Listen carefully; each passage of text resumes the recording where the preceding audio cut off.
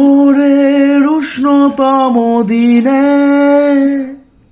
তো বন্ধুরা, কেমন আছো তোমরা সবাই? আজকের ব্লগটা কিন্তু একদম অন্যরকম। এই শীতে শহর জুড়ে কি চলছে সেটাই কিন্তু তোমাদের সাথে আমি কিন্তু শেয়ার করে নেব।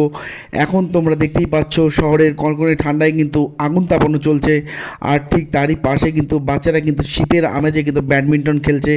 আর শীতের সবচেয়ে জনপ্রিয় আমাদের কাছে বাড়ি সাজানোর জন্য ফুলের টব, ফুলের চারা, আর সেই ফুল কিন্তু কেনাবেচা কিন্তু চলছে জোড়া ব্রিজের পাশে। জোড়া ব্রিজের পাশেই কিন্তু এই দোকানটি রয়েছে। অনেক সুন্দর সুন্দর ফুলের গাছ কিন্তু এখানে কিন্তু রয়েছে।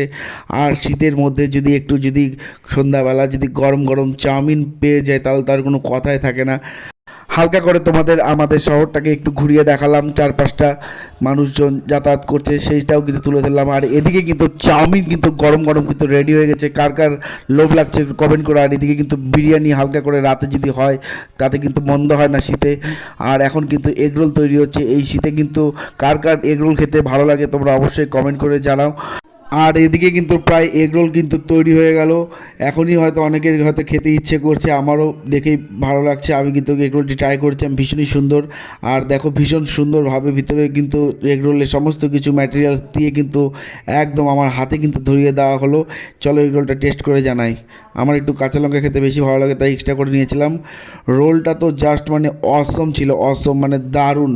এই রোলের দোকানটিও কিন্তু আমাদের জোড়া ব্রিজের পাশেই রয়েছে। আর আজকে কিন্তু আমাদের বালুরঘাটের এই জোড়া ব্রিজটি কিন্তু মানে জাস্ট অসম্ভব সুন্দর লাগছিল।